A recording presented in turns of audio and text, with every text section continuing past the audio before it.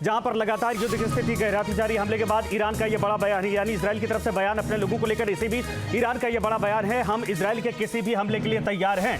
यानी ये बड़ी खबर। आईडीएफ ने कहा कि हम इसका बाकायदा रिटेलिएशन करेंगे।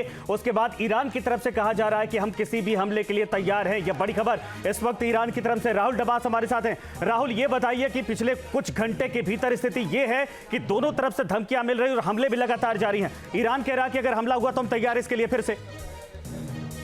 देखिए, ईरान की तैयारियां काफी पहले से हो चुकी है, क्योंकि बीते अगर 3 हफ्तों की बात करें तो बहुत सारे ऐसे मालवाहक विमान हैं जो तेहरान पहुंचे हैं और ये कहा जा रहा है कि उनके अंदर जो मौजूद था वो एक डिफेंस सिस्टम था जो रशिया से आया था, क्योंकि रशिया से ही ये बहुत सारे मालवाहक विमान आए थे जिसमें S-300 S-400 जैसे ये डिफेंस सिस्टम मौजूद है। तो इस बार जो तैयारियां हैं वो काफी हद तक पुख्ता कर ली गई है। ये बिल्कुल ठीक है कि बिल्कुल जिस तरह से टीबी त्यागी जी ने कहा कि अगर अमेरिका इसमें कूदता है तो अमेरिका की कोशिश ये रहेगी कि जहां भी न्यूक्लियर इंस्टॉलेशन हो सकती है, जहां भी परमाणु परीक्षण करने की कोशिश तेहरान की तरफ से यानी ईरान की तरफ से हो सकती है, उन्हें डिसमेंटल किया जाए। उसे एक बड़ा बहाना मिल गया है। तो ये मान के चलिए अब एक बड़ी जंग की अनुगूंज नजर आएगी ईरान से लेकर इजराइल के बीच में, और प्रॉक्सी इसके तौर पर दोनों देश लड़ेंगे और इसके मास्टरमाइंड होंगे एक तरफ रशिया और दूसरी तरफ अमेरिका।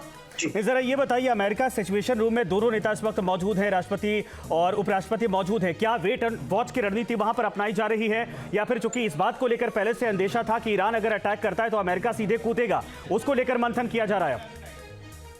देखिए, अब मेरे ख्याल से मंथन किया जा रहा होगा 2 चीजों पे। पहली सिचुएशन फिलहाल है क्या? आत्मघाती हमला तल अवीव में हो चुका है। तल अवीव के आसमान में बहुत सारी मिसाइल्स थी और कुछ इंटरसेप्ट हो पाई, कुछ नहीं हो पाई। जो नुकसान हुआ है वो कैसे हुआ है? तो पहला रक्षा का, कि कैसे हम इजराइल की रक्षा करेंगे। इजराइल की रक्षा के लिए क्या कोई नेवल एयरक्राफ्ट कैरियर को भेजने की जरूरत है, पूरी फ्लीट को भेजने की जरूरत है, या फिर जो जॉर्डन में और आसपास के देशों में एस्टेब्लिशमेंट है उनके जरिए इजराइल की रक्षा की जा सकती है, पहली चीज। और दूसरी चीज होगी हमले को लेकर के कि अटैक कैसे किया जाए। जब अटैक किया जाएगा तो क्या बैलिस्टिक मिसाइल, क्रूज मिसाइल का इस्तेमाल किया जाएगा, या फिर सीधा F-35 जो 5th जनरेशन प्लेन्स है, या अमेरिका की बात करें तो F-22 रैप्टर जो 5th जनरेशन दुनिया के सबसे अच्छे। राहुल, मैं दोबारा आपके पास आता हूं। राहुल, मैं आपके पास। न्यूज नेशन अब व्हाट्सएप पर खबरों की ताजा अपडेट के लिए न्यूज नेशन के इस QR कोड को स्कैन करें।